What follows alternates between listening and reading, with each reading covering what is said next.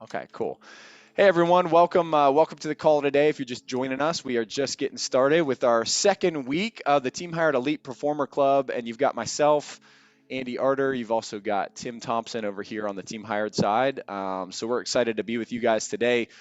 And the topic that we're going through is going to be probably one of the most exciting topics for Tim and I on planet Earth, and that is the topic of accountability. And so today we're going to be talking about the type of accountability that top performers crave. And when I talk about top performers, I'm talking about the person who is performing at the top of your agency. If you were on this call today and you don't own the agency, but you work in the agency, this call is great for you as well. Okay, so this calls for everybody, managers, ownership, producers, and as you guys roll into the meeting here, I'd like to ask for some feedback in the comment section, just based on last week, what kind of brings you back this week. Let's get a little bit of conversation going here.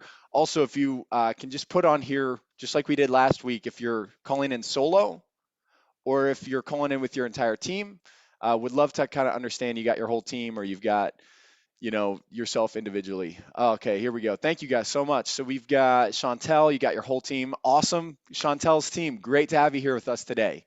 Uh, Welcome. Don, James, Bartley, good to see you solo. I love it. Candace, welcome to the call. No problem. You missed us last week. There's a recording that we sent out that you can get access to as well. But great to have you with us here today. Kiona Stewart out in Atlanta, Georgia. Man, Kiona, great to have you on here. Great to see your name. Kyle Rhodes. Hey, Kyle, good to see you here. Yep, Chantel, awesome to see you. Perfect. Well, we're going to go ahead and get started. And I know there's going to be people rolling in and rolling out kind of like there was last week. But today's topic is going to be recorded. It's going to be placed in the cloud. But without further ado, let's go ahead and get started. Everybody ready to get started? Get a thumbs up, get a comment that you guys are ready to roll. Perfect. So we do this call for you guys. As team hired clients, we want to make sure that we're providing an exceptional level of value, not just in hiring, but also in helping you with your business. That's why Tim and I wake up every day is because somebody wants to hire somebody so that they can get somebody in their office helping them sell and grow, right? The goal is not just to hire somebody, it's to hire a team and have them perform. So we really appreciate you being here with us today. We're going to be going through accountability for about 25 to 30 minutes. We're also going to do something a little non-traditional for most webinars, and it's going to be more of an open forum podcast style conversational. And so if you're on here and you're able to chat in questions or things like that, we're going to have a Q&A section as well. And just really appreciate you guys being here. Really appreciate it. So without further ado, let me share out my screen and make sure you guys can see that. I'm going to get us kind of kicked off, and then Tim and I will kind of rope together and partner up on this here today. So you guys see my screen okay? Tim, are we good? You can see that all right? We're good. We're good. We're good. All right, Looks perfect. good. All right, excellent. I'll share it one more time here. All right.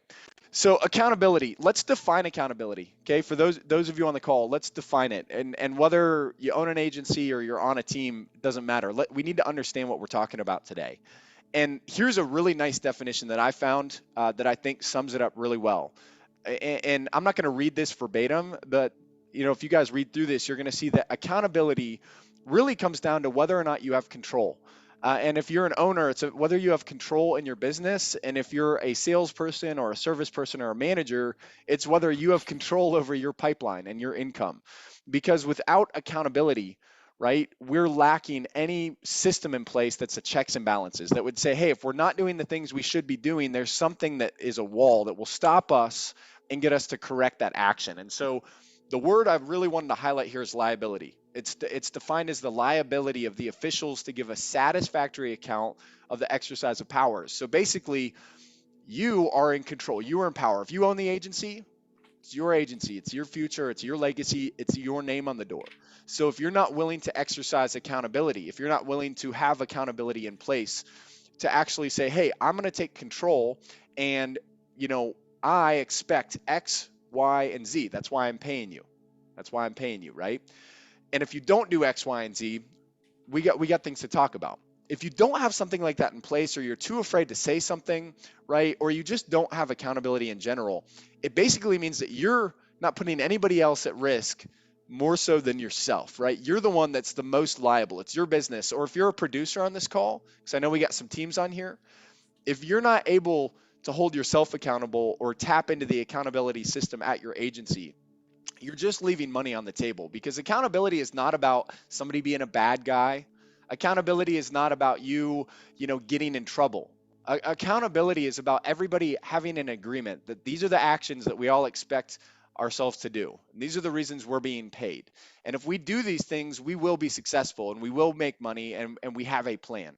And the second that we don't execute on the plan means that we got a bunch of people in the agency running around doing what they want, and there's no control, right? It's like going into a war with an army, but nobody knows where anybody's going. They don't know who's shooting where. There's no plan in place. The plan is, all right, we have our army. We're going to go into this country. We're going to invade it, and we're going to take it over. That's the plan, right? And accountability is if we expect you to get on the helicopter at 10 a.m. to leave to go to battle, and you're to the helicopter at 10:05, it not only risks the entire mission, but you're risking that one of your buddies is going to get shot because you didn't follow instructions. So we're talking about military, type concepts here, but really it does apply to the business world, because we're on a mission, and it might not be to go to battle, but the mission might be to execute on the referral program that we talked about last week, and going out and building out new LinkedIn profiles. And maybe you need accountability to get that done.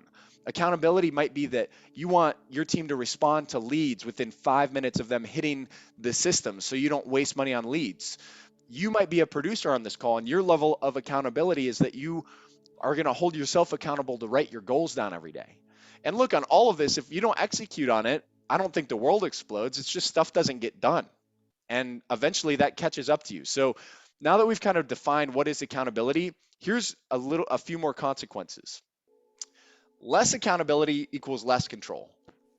By the way, if there's anything that we're saying up here today that you're like, I don't necessarily agree, or I've got a different idea or a different opinion, this is an open forum. This is supposed to become a club and a social unit, and something that we're all involved in. So this isn't the end all be all, but this is just based on a lot of experience and our opinion. If you have different ideas, this is a conversation, guys. Drop it down in the comments. But for today's purposes, Kate, less accountability means I have less control on my business. Everybody agree with that? Can I get an amen in the comments?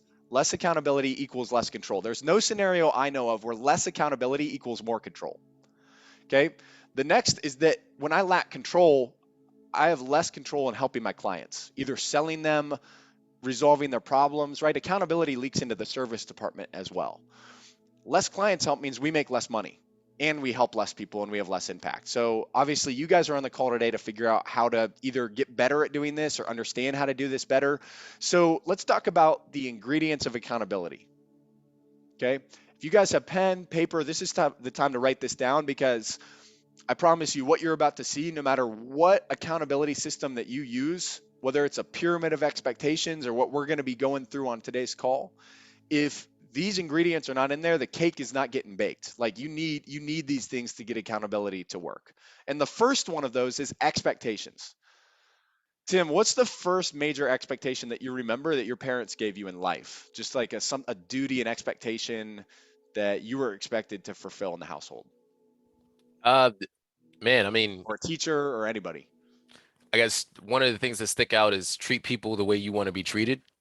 I guess that'd be one. Is that what you were looking for? Or am I one of Yeah. those things? Yeah. Okay. Yeah. Are Treat, your parents the first time you heard that? Like they're the ones that taught you that? yeah, I guess you see things outside, and if you don't hold an expectation to yourself to be different than what you're exposed to, then I guess it comes into your morals, and you start to do things that aren't quite yourself. So you may even treat your siblings a little differently. It could be anything, right? So the first thing that I was taught was, hey, if you want something in life, you have to be that first for someone else. So I guess that's the first level of service I was exposed to. Is, hey, treat people the way you want to be treated, and then it will be reciprocated. Took a while to understand that, but when I got it, it made sense. Yeah, so thank you for that. And I remember getting that lesson took me a while to get on track with it, make sure I was fulfilling. But man, you're right. That's like one of the first life lessons, and with that, right, that's an expectation that was placed on you in life from your parents or from your mentors or for whoever the exact person is that gave to you. If it was your mom in the kitchen, right, or if it was your brother or whatever, like that Right. person passed an idea to you and said, hey, this is an expectation of human beings, right? In the agency, it's a little different because it's like this is what I expect of my team. This is what we expect of each other. But in this Hmm. this life thing, we're introduced to expectations at a very young age, right? And so with that, how could you expect, yourself to do well, to treat others like you expect to be treated if that concept haven't been introduced to you? Now you might figure it out over time, but the person who gave it to you is not trying to hurt you. They're trying to help you. They're like, you do this thing, it's going to make your life a lot better. So it's the same thing here. If it's like we have an like an activity metric, I expect that everybody who shows up with a sales title on their name makes 100 cold calls a day in my office. If that's the expectation, like that owner is just trying to help their team perform. And so it's the introduction of the idea. But if Tim is taught that lesson and you go out and you don't treat others like you expect to be treated and you treat people horribly, right? You would expect there's some sort of a consequence, but let's talk about the next ingredient. That's consequences. Right. I see two scenarios, Tim, which is like scenario number one, nobody ever, told you there was a consequence if you didn't do that. They Right. gave you the expectations. So we got the first ingredient. That's good. Tim knows to treat people like he wants to be treated.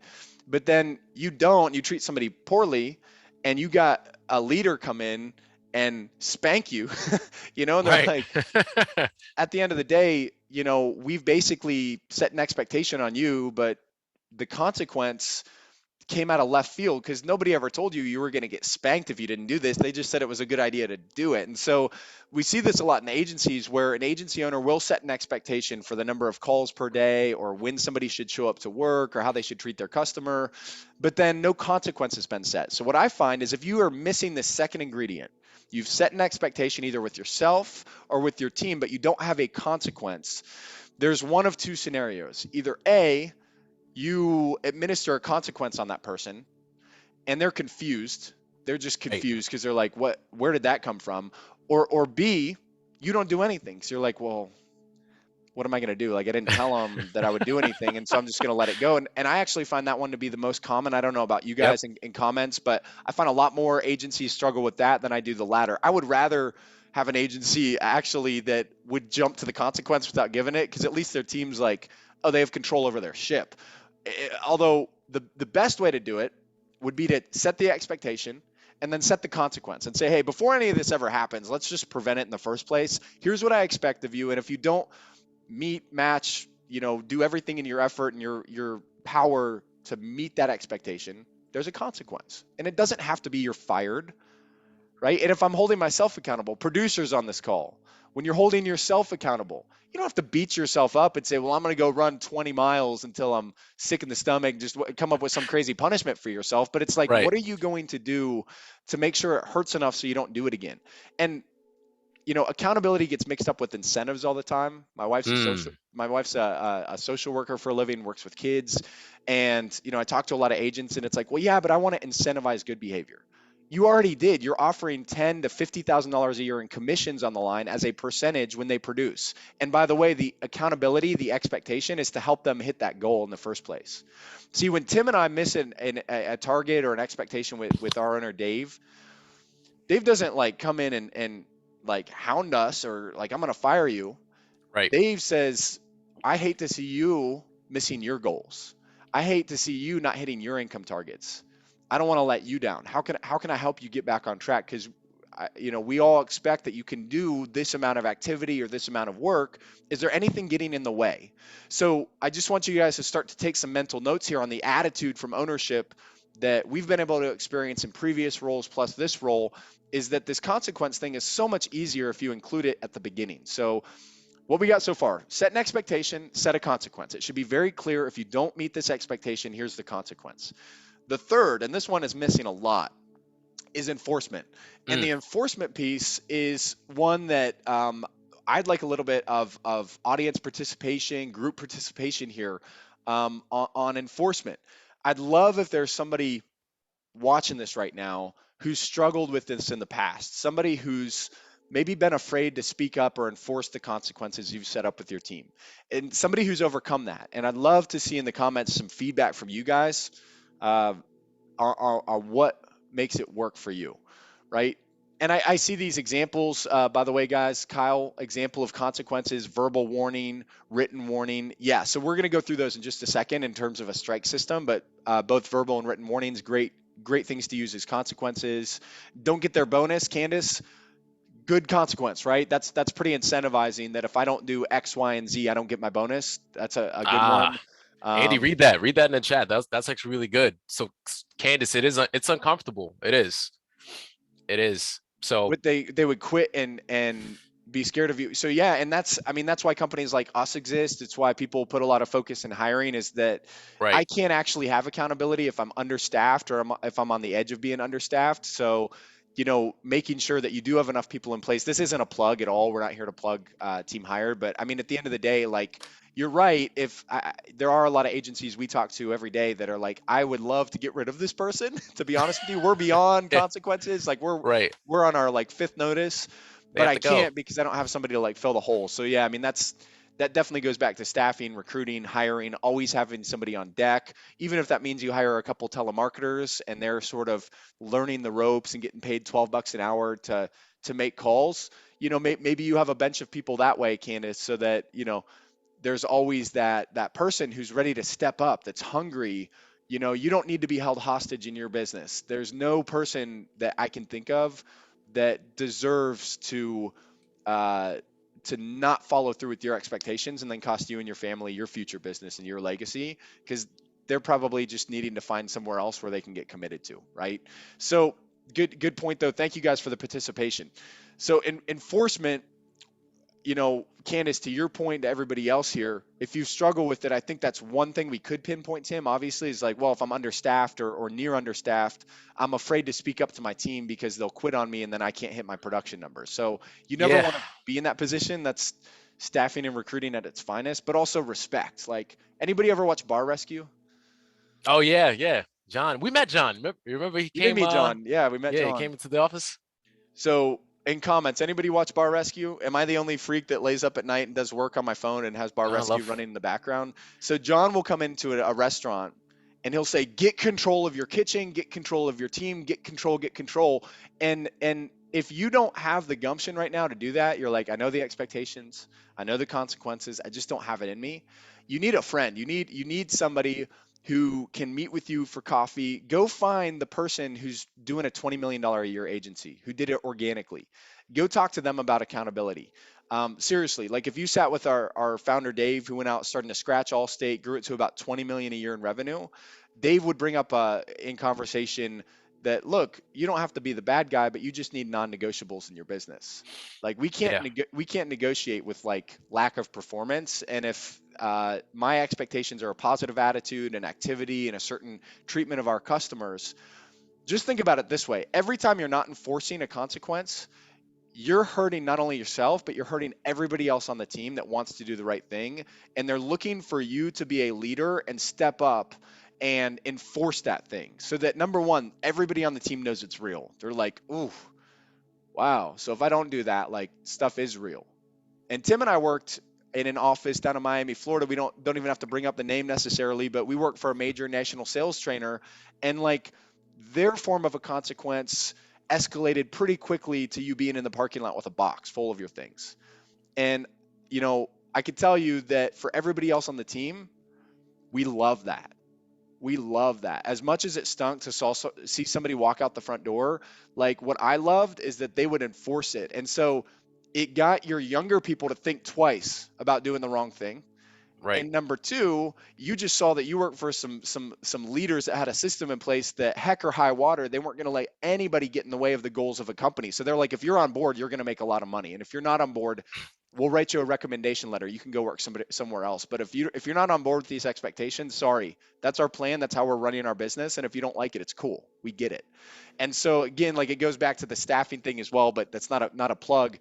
It comes down to like, what are you willing to risk in your business for not fulfilling these consequences.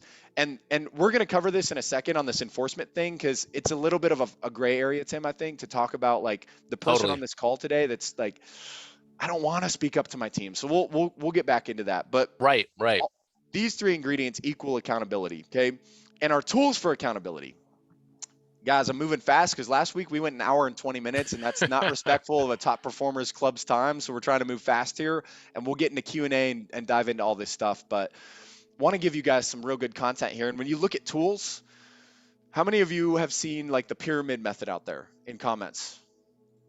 Chat. Okay, I'm getting one pyramid. I know there's got to be more on here. Oh, If you nice. guys Yeah, there we go. Yep. So if you aren't familiar with the pyramid, it's basically, hey, I expect you to either A, write X amount of business per day, B, I expect you to hit X number of quotes per day, or C, I expect you to do this much outbound activity or this much call activity or quote generating activity. And if you don't hit your policies if you don't hit your premium for the day, you have to hit the quotes. And if you don't hit the quotes, you have to hit the activity. And if you don't hit the activity, there's a consequence. So it's kind of like pushing people through a pipeline of saying, look, if you do the right things on your activity, you'll get the quotes. And if you get enough quotes, you'll get the business. So if you're writing business, who am I to, why do I care how many people you quoted today? If you're quoting people, why do I care how many calls you made? So, like it's a results based pyramid, right? So with that, that's a very common method. By the way, that's not the method we're going through today. Okay. I'm not here to say that's a bad method. In fact, I think it's great. And I think if you're administering something like that, there's been thousands of agencies, many tried and true on the pyramid method. There's a lot of trainers out there as well in this space, of which we are not a training company, that you can go to them and grab the pyramid method. But today we're talking about a little different style. And this comes from where Tim and I previously worked. Down in Miami, and we work for a guy that's got about $2 billion in real estate, does about 50 million a year in training of many companies, not just insurance, but about 160 different industries. And working in their office, the first thing that we were given very early on was the expectations, right? But Right. the other thing that we saw work very well there, as well as many companies since, is just an employee agreement. So keeping it really simple. People believe what they see and what they read, not what they hear. You have a team meeting, get everyone fired up with your expectations, but there's no actual written agreement. It's kind of like trying to get somebody to buy a policy from you and you don't have any binding authority. There's no cover letter. Like it's like trying to write a policy without paper, right? Or without the digital instruments. So our perspective might be a little bit biased, but our perspective is more based around these employee agreements. So I'm going to pull up an example of that. But Tim, can I hand it over to you just to start talking about this Sure. style of accountability? Yeah. So, just based on what Andy has covered with us, what I feel is great about this is because you can implement this right now. It's something that you don't have to wait for. It's something that I got implemented like halfway into what I was doing over where we worked together, and it worked. It did. It was a very simple conversation. It was understood. It was something we were already doing. Now it was just on paper, so it was real. It was like, okay, this is what I came to do. All intention. Everything was done with intent, and the intent was, hey, these are the things that are going to allow us to be successful. And if we don't follow these, then I'm failing you and you're failing me. And this is not a mutual agreement anymore. It's no longer a symbiotic relationship. So why are we here, right? So everything's done with intent. The intent was to ensure that we were all successful. And that's what this is. That's to say, hey, look, I'm going to hold you accountable to you meeting your goals, the ones that you set forth for when you took this position. And for those you haven't done it with and they've been with you for a while, if they're going to look at this and not think the right way, then it probably are going to be a problem into the future. So Andy, I'm sure you could agree with that, because if this is something that we're already doing and they just can't agree with it, and they're now seeing it on paper and they see it as a problem, then they eventually are probably going to end up being a problem later on anyway. I totally agree with that. It's like your Yeah. expectations are the map. You're like, we're driving to Los Angeles, and here's the Yep. map, how we're going to get there. Because my expectations are literally like, what are the actions you're taking to like have us be successful? So to your point, Tim, when you walk into a business and they're like, we're driving, like as an analogy, we're driving to Los Angeles, and here's the map, or we're going to become a $30 million agency, and here's the map for activity that's going to get us there, it's handing down the playbook to the team and saying like, here's the playbook. And so if your playbook is changing because you're on this call today and you're like, oh my gosh, I haven't changed my expectations in 2 years. It's about time. Him and I have both sat in on conversations and been on the producer's end of that. And that conversation was like, hey, we sat down as business owners and leaders and we decided that we needed to revamp some of our strategy because we don't want to see any of you get paid less than X number of dollars per year. We got big goals. We want every single person in this entire state to know we're the best. And we're just going to get there no matter what. And so we're going to go through new expectations. And if you feel like it's not something you can agree to or you're not on board, let's have a conversation about it. Or, maybe it's time for you to move on. And so, you kind of get this feeling as a producer like, holy moly, okay, is today the day we lose 5 people? But a lot of times what you found was pretty much everyone hung on except for maybe the one person. And Tim, I don't know about you, when I saw that person walk out, any one of those people at any one of those rounds, Right. I was like, man, they were ready to quit 3 months ago. Yeah, I'm surprised they were still here today. Luckily, we had that conversation and they didn't cost you more like later on. Yeah, and like, yeah, you're thinking like, I don't want to lose this person because they're writing 18 grand a month in business. I mean, yeah, they're not like the top producer in the state, but like, I don't Right. want to lose that business. Well, first of all, they'll probably be happier making money elsewhere on some game plan they agree with, Yeah. and number two, like you look at that person who is producing 18 grand, you're like, I don't want to lose the 18,000. Well, did you see the 50,000 that you missed because customers aren't being treated right or leads aren't being followed up with, or the 2,000 bucks a month you're spending on leads and they're neglecting them? So like you having that person could very well be costing you money, or the unseen consequence that other people around them, it rubs off on them. It's toxic. Somebody who's not producing, who's not committed, who's not willing to follow your system, how do they talk about you in the bathroom? What's their opinion of you when friends are out to dinner on a Friday night, right? Right. And that doesn't help. You need team members that when you're not around, like you get Tim, me, Brett, and Ryan, the sales guys at Team Hired on a call. We're just like, man, we love this company. Like today's entire morning call, we talked about some creative strategies to help go reach more clients. And then we're like, how awesome that we're part of this and that we can be part of this Right. and that we're given a system to succeed. So like it's about finding that team and getting that team, and you can't get that camaraderie, without having something like this. It's kind of like running a household with kids, but like there's no bedtime, like they can eat as much candy as they want. Like no, we're running a household here. So this letter we'll send out to you guys. You can fill in your own expectations. So on activity, service, attendance, we've got some examples on here for you.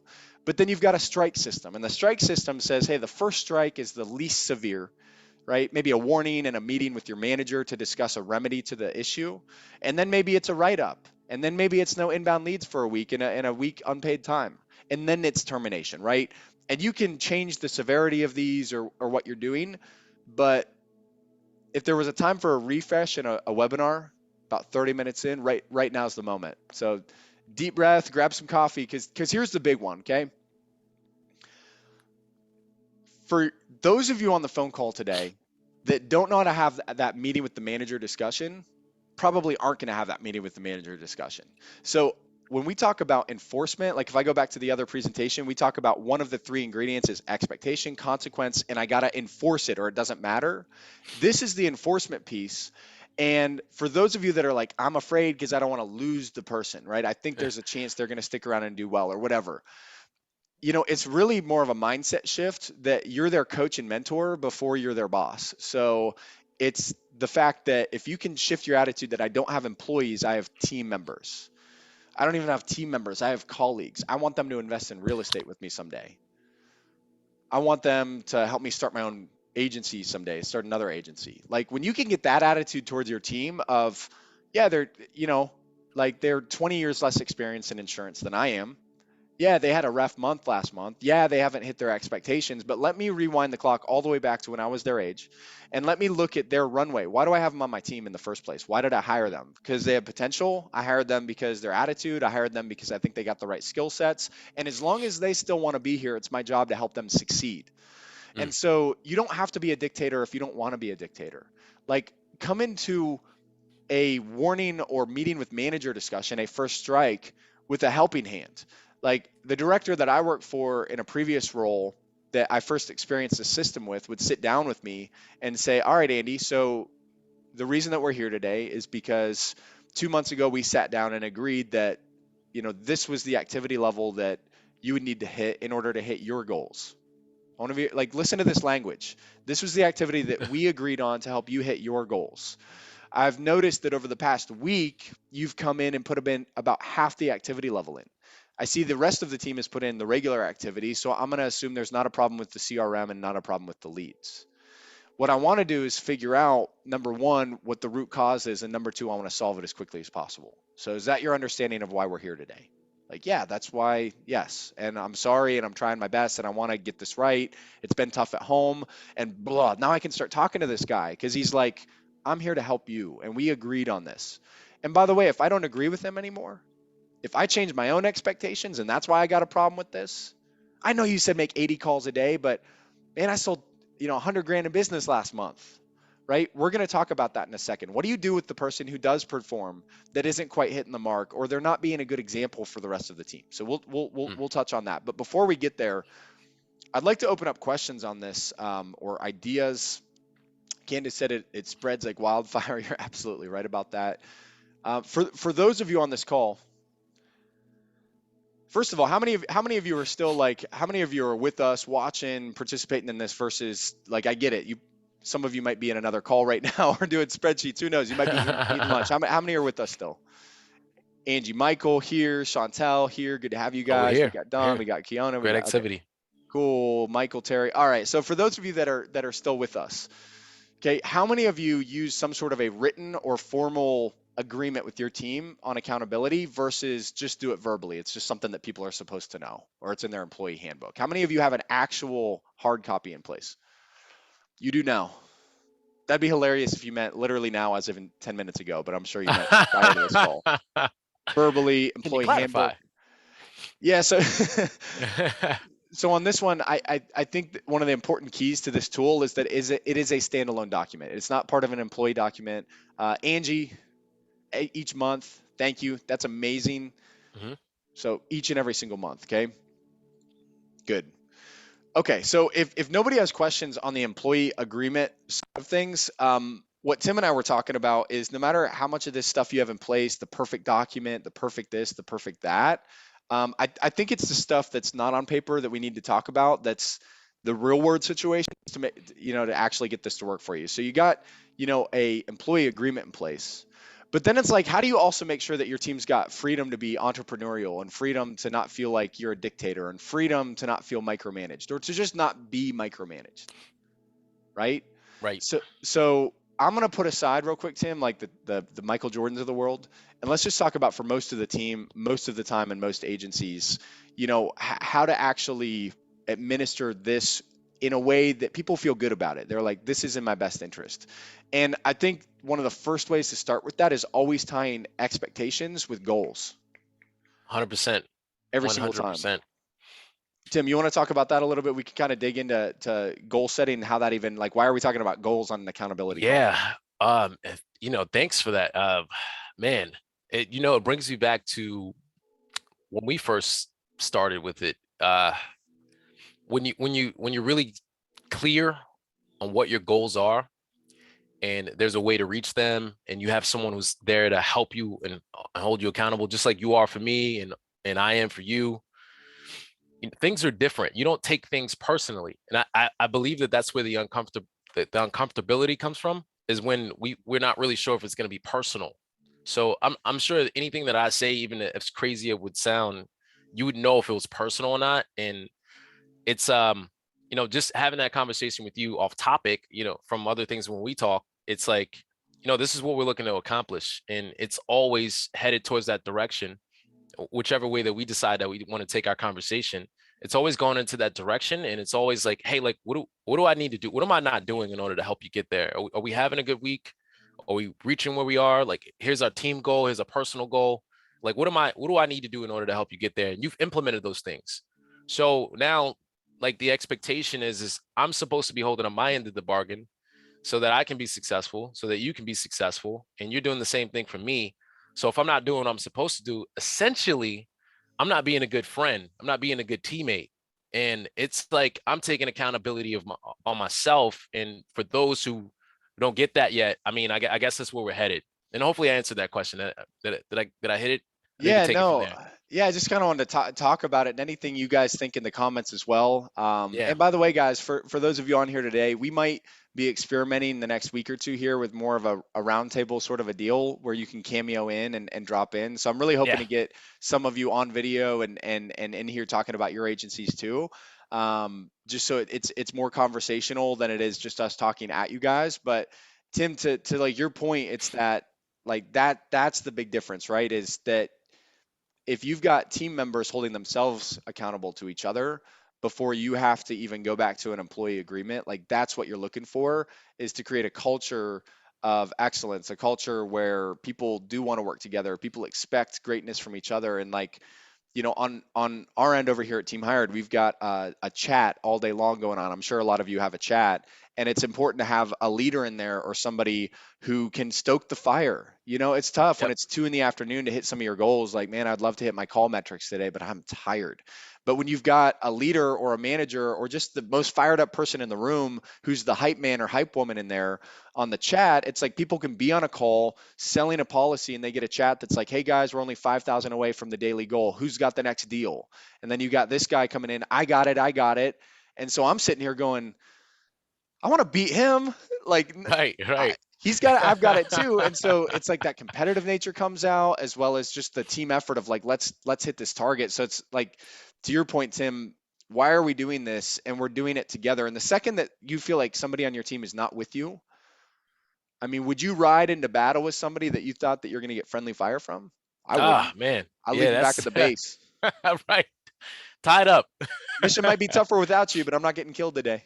You know, Right. Right. Yeah. Especially not by you. Can't do that. especially not by you. Yeah. So, Yeah. so you want like soldiers, brothers, sisters, like riding with you. Yeah. Dave Robards and I, Tim, we used to write down Dave. 3 targets for the day in the morning when we came in. This is no manager Mm, involved, right? And it was, hey, Dave, today I hope to do these 3 things. I want to create this article. I want to call this many people, and I want to build this out, whatever it was. And he'd do the same thing, and we both sign it in the morning. mm. And then Every day? every single day, and we'd set it on the desk. But then we had also written our own consequence underneath. And we had to pick a consequence that would help us, but it's something we didn't like to do. What I knew would help me is spending more time coaching and training the younger salespeople, which I really, honestly, selfishly, I'm like, I don't want to be on a Zoom call at 9 at night coaching the new guy or the new Oh, girl. gotcha. Gotcha. But I knew it would help me become a better coach. So it was like, it was one of those things that would help the team, but I didn't want to do Right. it. His was to spend an hour prospecting on LinkedIn. Dave detested LinkedIn. And so basically, if you didn't hit your 3 targets for the day, at the end of the day, before we left, and believe me, he was like, he'd stare down the hall, like if you tried to leave and be like, come back here. Yeah, no. You'd I sit know Dave. down. If you guys, this guy's like 6'5", 6'6", extremely intimidating, Yeah. very, very powerful, amazing person. But he would sit down and we'd have to sign the sheet at the end of the day. And if we didn't, we would write, I did not hit my goals, and we'd sign it. We'd have to go do that action that night. So in my case, I'd go find a new sales guy and say, hey, I've got some time tonight. Do you want to go through some call scripts? And they were all like, always like, yeah, absolutely. 100%. And Yep. then for Dave, like he'd go have to prospect on LinkedIn. So it's like even our consequences got us better, Right. and we held each other accountable. So, that like that type of a culture, I think, is only created if you're the leader and you've got leaders around you Right. that are just like, you're not playing ball on our team if you're not playing by the rules. But then I think it just takes a lot of pressure, like where you don't take it personally anymore. I like what you said. You're like, you don't take it personal. Right. Right. It's easy to do that. It's easy to take it personal. It's easy to especially from the leader down. And I think that again, that's what makes the conversation uncomfortable. You're like, what are they gonna do? I have no idea like what's gonna happen. So it's like when you come in there with some uncertainty about how that's gonna go, number one, and then like what the result of that is gonna be, I think what minimizes that effect is like Dave Williams doesn't have that problem because we're holding each other accountable and we all want to work where we work. Like we want to be there. So it's like if we have a culture where there's someone who's not so much embedded into what's going on and there's not really a culture at all. And I think that's another thing. Is like some places it might not be a culture at all. So if they can get an idea about what it was like from where we came from and like what we do now, like I think people will be like, oh, you know what? I think, maybe we can implement something like that. Maybe that's a morning meeting every morning. Maybe that's where we set goals every morning. Is everyone clear on that? And I think that's what separates us is we have goals, we have the culture, we have everything that fits. We have goals in between that we know we have to hit, and then we have updates throughout the day. So we're like looking at this thing like, all right, how much work do I have to put in? And then on the back end, a leader like yourself is coming in, and it's not like you're the person who owns the company, but you take the entrepreneurial role within this space, and you'll even put yourself to the side for a moment and say, hey, look, like, what do I have to do in order to help you be successful? Like right now, what do I have to do? Can I make a call for you? Can I make a manager call for you? Can I go figure out someone who said they were going to close with you and hasn't yet? Like, what can I do for you right now? And, I'm sure that does a lot for you as well. But it's like, for those who don't have a culture like that, taking a page out of Andy's book, Andy's willing to literally stop what he's doing when he's done with it, when he's done with that and serving the right person in order to serve me. And essentially, like now, whoever comes in next, like I'm doing that same thing. And you do the So same for me, and like everybody oh, does it for each 100%. other. Like Exactly. we all help each other Right. all the time. And like you look at whatever that is, right? Is a culture of winning. It's like if you have your team on here today, right? I already assume that your intent is to have a culture of winning if you don't already just have a culture that wins. Because if you're taking Right. time out to provide training, if you're taking time out to walk into your office, like Dave said this to me, and I think you too, we had this conversation. He's like, look, if I had to step back from my agencies and walk through the door some days and look through it through the lens of a new team member or any team member. Right. Like there were things that I would notice that I wouldn't notice as an owner that became comfortable for me. So I would notice desks were dirty, people were pulling their hair out, stressed. Maybe we needed a luncheon to like relax people and get them fired up and excited to be part of this thing again. If I saw people struggling on phone calls, I realized it was my responsibility to, listen to those calls and figure out what they're struggling with and help them. And so like this servant leader mentality of like, what am I doing to like create an atmosphere of winning here with the team? And you get the right environment in place, and you have team members where feelings do matter. Like feelings matter in a big way, right? And if somebody Yep. feels bad about working for you or working with you, or they feel bad about their teammates, like who wants to work where they don't feel good? Nobody for Mm, long. They'll quit. right. So Right. um, Exactly. it's just like that. You're protecting. So it's all or nothing on this stuff, guys. As you know, like you're either really probably struggling with accountability in a big way, or you probably got it down pat and you're just on this call to like reinforce some things. But and I go back to Bar Rescue, Tim. I was watching it last night. Most watched TV show ever, I guess, ever in the history of mankind, from Is hours this true? hours yeah, hours Oh, viewed. wow. Wow. I didn't know that. Oh, And wow. strangely, when I talk to people, they're like, "What's Bar Rescue?" So I was watching it, and like the reality is when he walks into these businesses and they're losing $10,000 a month as a restaurant, at some point, you got to have somebody like that come in and say, like, what you're going to go out of business, right? Or you're not going to hit bonus or like whatever. So like for those of you on the call crushing it, I'm confident you're probably just picking up some pieces here and there and reinforcing your practices. But if you're sitting at this level and you're trying to go here, you're sitting this level and you're trying to go here, right? Or if you're trying to hit that number, or you're like, my survival depends on it, right? I'm not going to put it Right. past. There could be an agency owner on here today or a team that's like, our survival's on the line. Like this accountability piece is something that at some point you got to confront. And if you need help confronting it, like this doesn't have to be the final phone call. There's people to help. Like we can jump on a phone call. You can reach out to us. I'll even throw up my contact information for any of you Yeah. that want to reach out to me and just jump on a call with Tim and I, and we'll just talk through some stuff with you afterwards. Um, got my contact info on the bottom of my slide here, but I guess two things I wanted to finish out with today. First of all, is what's like the great beyond? Like what's even greater than all this? And what's greater than all of this, guys, is self accountability. And so you're on this call today because you're looking to learn about accountability. If you're a salesperson on this call or a service person, if you don't own the company, okay, you have a tremendous opportunity right now in a booming industry. It's an industry that's changing very quickly, but you have an opportunity to make a lot of money and impact a lot of people and maybe own your own agency someday, right?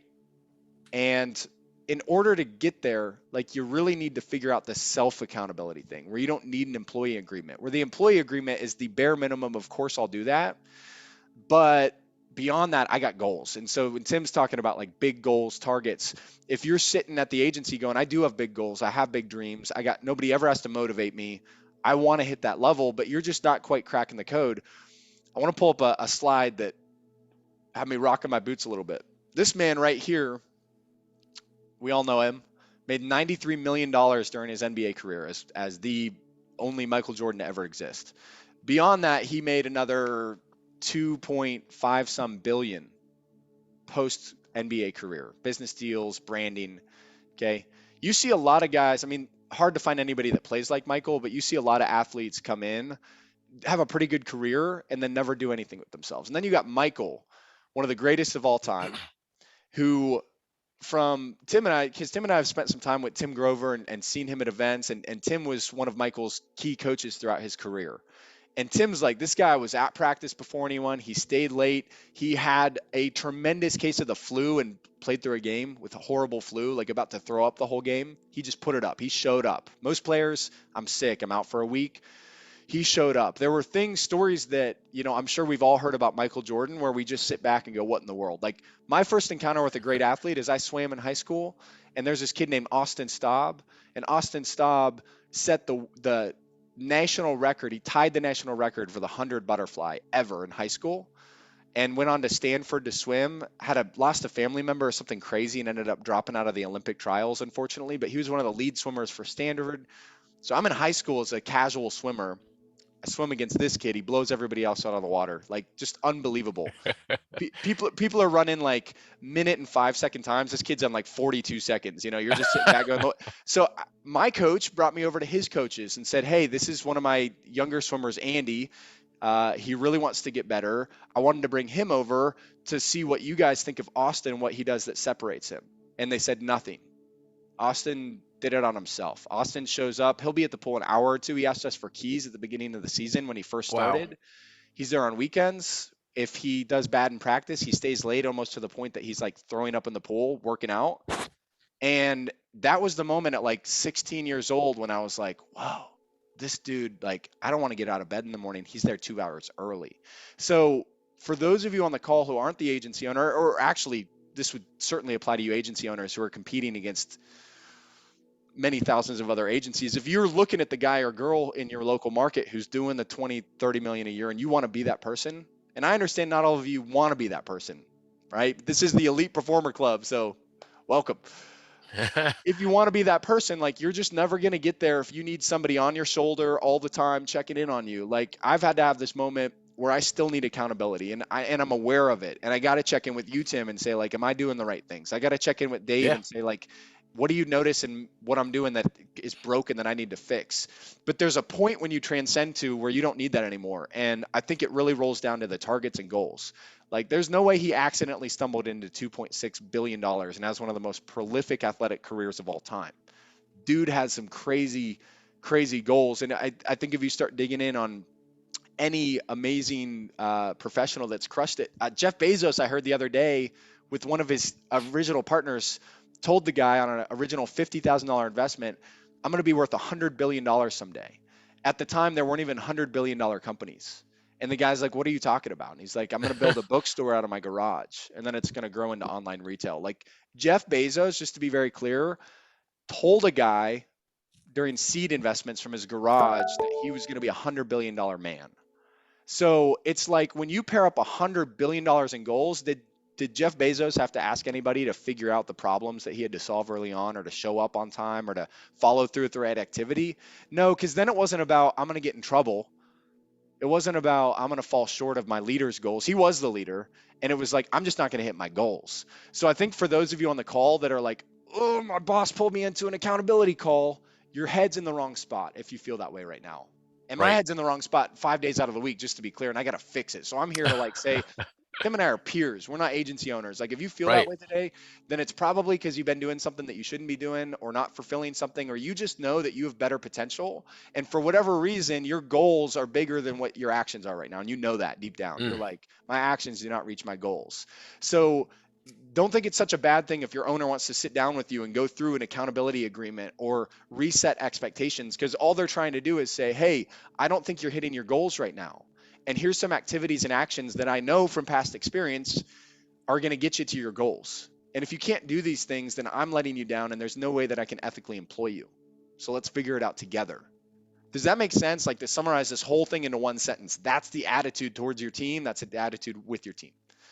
So I talk too much. Tim, team members here, club members, like any chat, any conversation around this like self accountability thing. So I know you got a big athletic background, Tim, and you've seen some of the ins and outs of like what Oh separates yeah. guys like Michael. So any tips or tricks for agency owners on here that are trying to double their book size, or for producers trying to hit a new tax bracket this year? Oh man. Phew. I guess some of the biggest things was when I think early this year you told me what your sales revenue goal was personally. And then I looked at mine and I was like, you know what? I was like, in order for you, I was like, man, it wasn't that I was not just inspired by what you looked at yourself and what you were trying to accomplish, but I knew I was like, hey, I can't effectively be a good friend or teammate, like I mentioned before, if I'm gonna be that low or shoot that low. So why don't I just aim higher and just pick up on anything it is that you do? And I think what I'm trying to say here is it's like you have to surround yourself by what it is that you want to become, because I believe that your surroundings have a lot to do with that. So, who we were surrounded with at home, like the activities we're surrounded by, because the people that do the best, like you said, the kid that swam like in high school with Yeah, you, right? yeah. Like he did something different than everyone else. It wasn't that his coaches did different. I mean, I'm sure that they held him accountable, gave him pointers, kind of like worked with him on very finite things. But he brought it to the table so that they can at least go through and fine tune everything up. So I think once you're surrounded, once you create that for yourself, or I heard something Dave's wife said one day. It's like, if you build it, they will come, right? So it's just like, if you have that data there that you can bring to the table, you can have someone like Andy, and if there's someone like that in your organization, or the agency owner themselves, or if you're an agency owner and there's someone you look up to, if you bring something to the table, they'll fine tune it for you and you will get to where you're looking to get to. But you have to make it realistic for yourself and you have to do it. So like without action, like there's nothing. And a lot of times I think the uncomfortable part about action is the fact that, and this is for anyone to, whether you could agree or disagree, what my thing is like, I think people are afraid to look silly the first time. They're afraid to fail because they think that that's the standard that they're going to continue to work with, rather than knowing like, hey, I need to just measure where I'm at right now and I need to figure out how to take it there. And so that's when I was first going through my pitch with you and it was going to be uncomfortable and you're like, hey, go through this, and you took 2 hours out of your day just to go straight through it. Had I not done that, I wouldn't be where I'm at now. I wouldn't be able to kind of accelerate and say, okay, you know what, I already beat my goal from last month. Now what's the next goal? I started to think that way. I'm like, man, I gotta get my third month goal, see if I can hit it in my second month. And if I hit my third month, I mean, can I get my fourth month? Can I do that? And who are you having those conversations with? So I'm just curious, from everyone out there, like, is there anyone that you have that you can lean on when you feel like you're not doing enough, that they're going to be able to answer the phone and realize, hey, look, you know what? Maybe I need to step up here. I like what you're doing. Here's what I would fix. Here's how I would fix this. When you do that, come back to me and let's recalibrate from there. What are your thoughts on that? That's kind of how I feel like you are with me. So I'm just using it from a prime example. Yeah, and I think it like that's so driven off of leadership's language with the team Yeah, of I'm here to help, like what can I do? What's getting in the way of you hitting your goals? So like being approachable as an owner starts with you being an owner that's approachable. It's so silly, but it's like the way that very true. you could be more approachable is you don't start conversations confrontationally. You pepper in all the time language that reminds your team that you're there for them, not the other way around. Yeah, I yeah. mean, really, like if every single person walked out of Team Hire today, right? Everybody walks out of your agency today. Do you have an agency anymore? Do you have a business? I mean, maybe kind of. You can go back and start hiring, and Right. try to figure it out, but probably not. It'd probably be pretty devastating, And so it's like you just look at that and it's like you got to be welcoming arms to say, look, they're here to serve a mission, and I'm going to pay them really well to do that. And that's the other thing is like it all ties together. You're not paying people the right way, right? How can you expect to hold them accountable? It's why 1099 contracted based positions have zero accountability. They don't pay them. They don't guarantee a pay, right? It's the whole reason you guys have a W-2 structure. because they're part of the unit. You're part of the family. You get an allowance. Basically, the way I look at it, you're a kid on the family, you get an allowance, right? Otherwise, you just come do some yard work for me and mow my yard and I'll pay you 20 bucks. But if you're in the family, I expect you to go to bed on time. We're going to eat dinner together, but you're going to get an allowance and you can borrow the car and like you have resources. So there's advantages to being on the team and not being a contractor, right? Contractors do have to hold themselves accountable. 90% of them don't. That's why you have so much Right. turnover. So yeah, if you're also struggling with pay plans or anything right now, let us know, reach out. We can look at your comp plan because if you're underpaying, if you're not paying properly, it's only so long for a Michael Jordan to go like, I'm gonna leave the Bulls and go elsewhere. So Happens to the best of them. it's We've seen it happen. we have seen it happen. You brought up the personal thing too. How much do you think the personal thing gets in people's way of holding themselves accountable, like just home Oh, life and stuff? oh man. That's probably most of the problem. People don't know how to separate, and present company included. I was like this. It's still something I work on, right? It's I guess it's trying to separate. I guess I wouldn't call it work and life balance, but trying to separate what I don't know. You know what? I guess the best way to answer that question would be this. It's like you ever, and I'll give an example. It's you ever go home and then realize the same thing you did at work might work at home or something like that. It's like it might work, that same approach that you take, maybe like the On same. communication, yeah, for sure. Like if Totally. if I'm Right. expected to communicate this way, yeah, for sure, it like improves stuff Right. at It's like home. seamless. So now it's not, you don't have to turn anything off. It's It's just your like, okay, life, this not now just your career. this is a change I'm making within myself. Yeah, this is an actual change I'm making. Then at that point you're like, oh wow, I might have been like the problem. I didn't notice. I'm thinking it's everyone else, but it's like kind of me. So I got to take accountability for like the things that happen.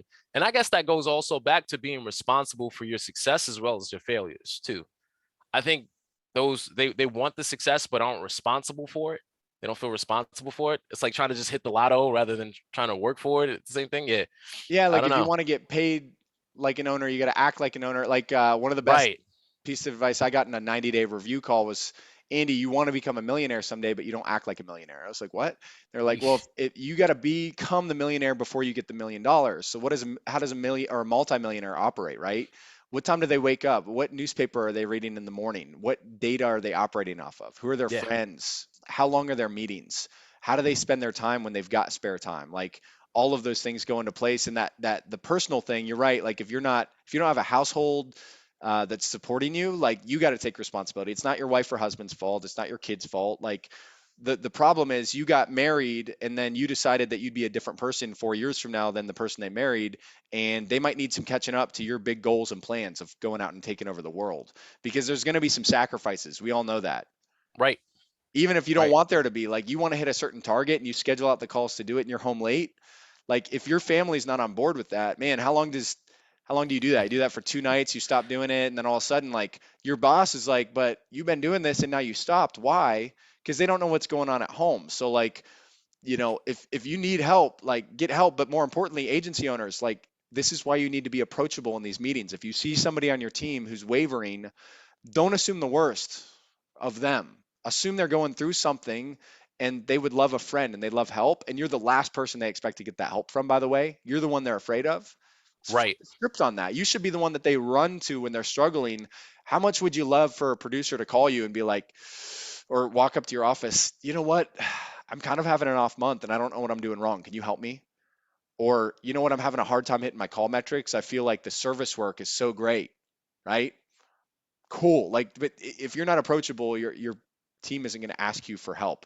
And that's the other thing, Tim. Last thing, I guess, in closing, this is an ongoing process. Like there's no one phone call that's going to solve this. There's so many different variables with your family and how to approach the situation and all of this. And it really goes back into like how often are you looking at this stuff? Last call we said that the average NFL team plays 11 minutes on the field. Mm. So most of the time spent as a professional athlete is spent in the training room. And that's why we appreciate you guys being here, and we hope to have you back every single week. We could talk more about accountability. We'll send out a preview of the next couple of topics coming up. Just so you guys know, this is sort of the initial launch of this. We plan on doing about 4 sessions in this style with Tim and I going through various topics. And then we're going to start pulling in guest speakers, and we're going to start pulling in tax experts because it's tax season. We're going to start pulling in people from lead companies that aren't trying to sell you leads. We're going to be pulling in a lot of really good resources, a couple 20, $30 million agents. So I heavily encourage you to register, make sure you're on the calendar. But if you are unable to attend, as always, we'll get the recording out to you. And then last but not least, LinkedIn assessments are done. So if you send in a request to have your LinkedIn last week reviewed and scored, you'll be getting outreach from us today with not only the review, but also an opportunity to schedule a call and go through it. I know I've done that with a couple of you so far already. So anything else in closing? Any questions in the chat? Do you guys like this today? You get something out of it? Yeah, what do you think? Was it worth the time? Or do we need to hold ourselves accountable to better webinars? Because we'll do it. We'll do it. Because the consequence is you just won't show up if we don't do good webinars. So awesome. Any specific for those of you that have hung on, thank you for hanging on. Before we wrap up, any specific topics you guys would like to see moving forward? Anything specific? LinkedIn assessment, Letta, just send me an email, andy@teamhired.com. I'll take care of you. Jose, great to see your name. Jose, you're the guy where there's two Jose Gomez's that own agencies. So I always love seeing your name because I'm like, I'm not sure what Jose it is. It's I don't know if you remember our first phone call, but I was addressing you as a different agent. You're like, I'm not in that state. It's a different Jose. Letta, you're welcome. Thank you so much. Thank you very much for being here. Really appreciate it. Appreciate all you guys. All right. Well, without further ado, we'll roll back and finish out on this slide with the $2.6 billion man that figured out and cracked the code on how to hold himself accountable. So I'll send you guys out the letter of accountability, the employee agreement. Anything else, Tim, that you can think of before